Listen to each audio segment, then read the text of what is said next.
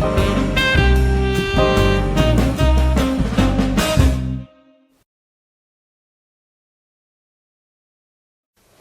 여러분 반갑습니다. 프랑스어 강사 미스터 선입니다. 자, 여러분 지금부터요, 저와 함께 프랑스어에 대해서 하나씩 차근차근 공부해 보실 텐데요.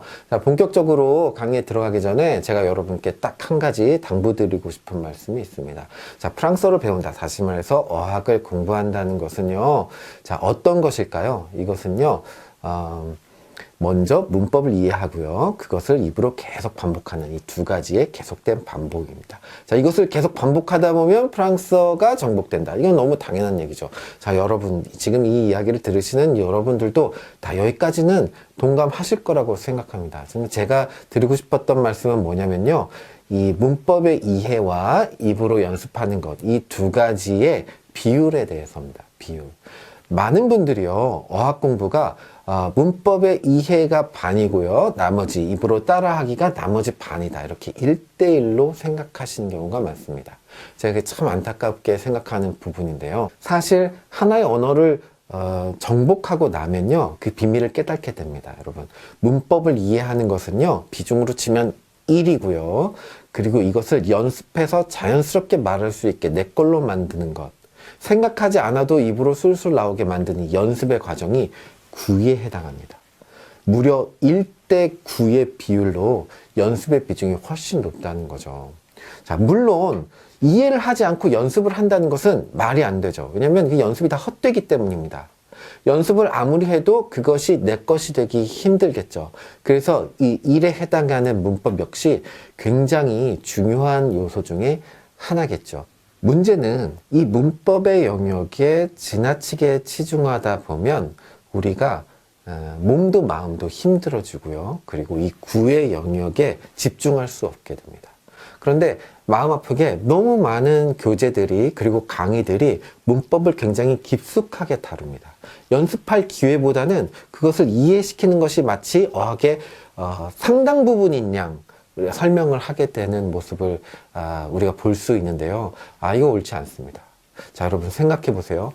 연습은요, 공부가 아니죠. 공부가 아니라 놀이입니다. 즐거운 일. 우리가 어렸을 때 친구들이랑 손바닥으로 책상을 두들기는 박자 맞추기 놀이를 할 때, 제가 처음 해보니까 익숙하지 않아서 몇 번 더 연습해 보는 거, 이것을 우리가 누구도 공부라고 부르지 않죠. 제가 여러분께 말씀드리고 싶은 부분이 이겁니다. 일의 영역, 문법의 영역 살짝 이해하는 정도면 충분하고요, 나머지는 놀이하듯이 입으로 계속 반복하고, 안 되고 틀리면 또 반복해서 즐겁게 재미있게 공부할 수 있고, 이것으로 프랑스어를 혹은 어떤 어학을 완벽하게 정복할 수 있는데 불구하고, 우리가 처음에 관점을 잘못 잡는 것으로 인해서 하나의 언어를 배우는 것이 굉장히 어렵게 느껴질 수도 있다. 분명히 실패합니다. 그렇게 하면. 제가 장담할 수 있습니다. 이런 장담을 하는 것은 좀 이상하긴 한데, 자, 바꿔서 이야기해보죠. 저는 수천 명, 수만 명의 어학 공부를 하는 사람들을 지켜보고 또 지도해보기도 했습니다. 그 중에 문법을 이해하는 것에, 그것을 깊숙이 이해하는 것에 치중하는 분들, 혹은 그런 교재를 선택하는 분들 중에 그대로 어학에 성공하시는 분을 단 한 번도 본 적이 없습니다. 자, 반대로 이야기해 볼까요? 자, 문법은 어느 정도 이해했다 싶으면 더 깊숙이 들어가지 않고 곧바로 입으로 연습하기를 즐겨 하시는 분들, 이런 분들은 대부분 어학 공부에 성공합니다. 자, 여러분도 자, 지금 어떤 방법으로 프랑스어를 내 것으로 만들지, 자, 이렇게 결심을 하셨기를 바라고요. 제 강의 방식도 그렇습니다. 깊은 내용까지 가지 않고요, 적당한 곳에서 끊어서 연습할 기회를 드립니다. 자, 우리 연습할 수 있는 음성 파일도 저희가 충분히 제공해 드리고 있고요. 이걸 통해서 쉽고 재미있게, 머리 아프지 않고, 또 마음 상하지 않고, 또 힘들지 않게 이렇게 프랑스어를 모두 다 정복하실 수 있기를 바라겠습니다.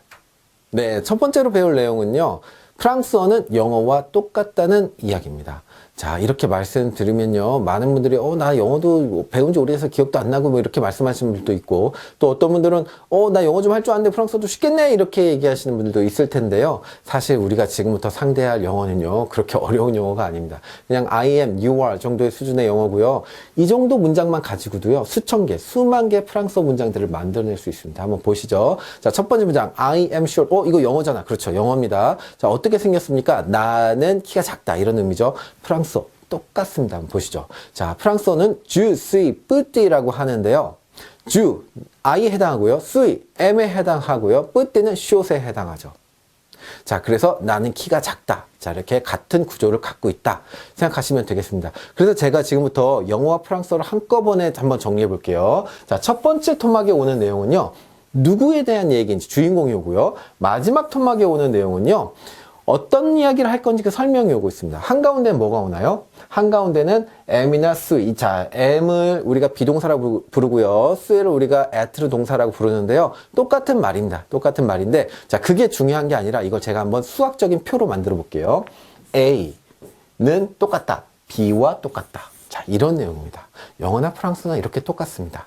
자, 그런데 한 가지 차이가 있다면, 영어에서는 비동사, 다시 말해서 MR is 이렇게 세 가지를 씁니다. 세 개밖에 없어. MR is. 그렇죠. 프랑스어는 좀 많습니다. 6개. 자, 그런데요. 6개니까 영어보다 더 어렵냐? 그렇지 않습니다. 어차피 여러분 주어에 따라서 MR is 다 연습하셔야 되잖아요. 프랑스어도 그냥 똑같이 연습하면 되는 거라고 생각하시면 되고요. 왜 6개가 되는지 한번 보죠. 영어에서는요. you 다음에도 R을 쓰고요. we 다음에도 R을 쓰고요. R을 여기저기 돌려막습니다. 돌려막기, 돌려쓴다. 그래서 MR 이제 3개로 다 돌려쓰는데 프랑스어는 약간 고급 언어야. 그래서 주어에 따라서 하나씩 1대1 대응을 합니다. 그래서 6개가 된 거다. 자, 이렇게 생각하시면 되겠고요. 문제는 뭐냐?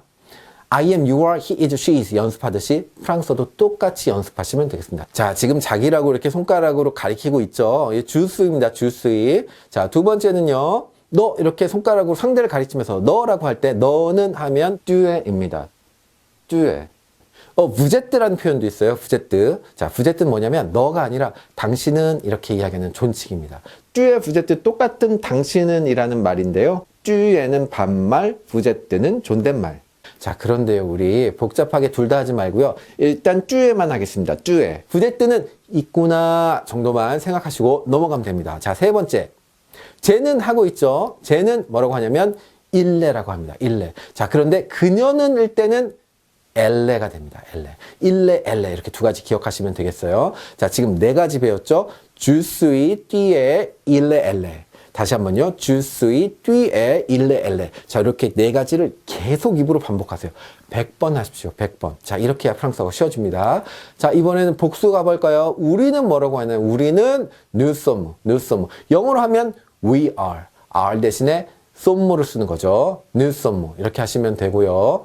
너희들은 할 때는 뭘 쓰느냐? 요때 다시 나오는 게 부제뜨입니다. 부제뜨. 자, 여러분 생각하세요. 여러 명이야. 여러 명이면 여러 명 중에 너 했다가 안 되는 사람이 섞여 있을 수 있잖아요. 그래서 존칭을 무조건 씁니다. 복수일 땐 존칭을 쓴다. 자, 그래서 부제뜨는 한 명일 때 당신 한 존칭이 되기도 하고요. 여러 명일 때 무조건 존칭인 부제뜨를 쓴다. 이렇게 생각하시면 되겠습니다. 자, 그 다음에 쟤네들을 할 때는요. 일송, 엘송을 쓰는데요. 일송, 엘송. 그녀들의 엘송. 그들의 일송 이렇게 쓰시면 되죠. 근데 한 가지 주의사항이요. 남녀 섞여 있으면 뭐 씁니까? 남녀 섞여 있으면 그냥 일송 쓰시면 됩니다. 일송 쓰시면 되고요. 100명 중에 한 명만 여자가 있다. 이렇게 해도 일송 쓰시면 되고요. 100% 다 여자다. 완전 여탕이거나 여고이거나 여대이거나 이럴 때만 엘송을 쓰면 된다. 그러니까 이 비율적으로 일송이 훨씬 더 많이 쓰이겠죠. 자, 이렇게 해서 être 동사에 대해서 배워봤는데 여러분 간단하죠? 간단하고요. 지금 이야기된 이것들 역시 여러분 구의 영역 기억나시죠? 입으로 계속 반복하셔서 끝장을 보셔야 됩니다. 그래야 나머지가 쉬워집니다. 자, 여기까지입니다.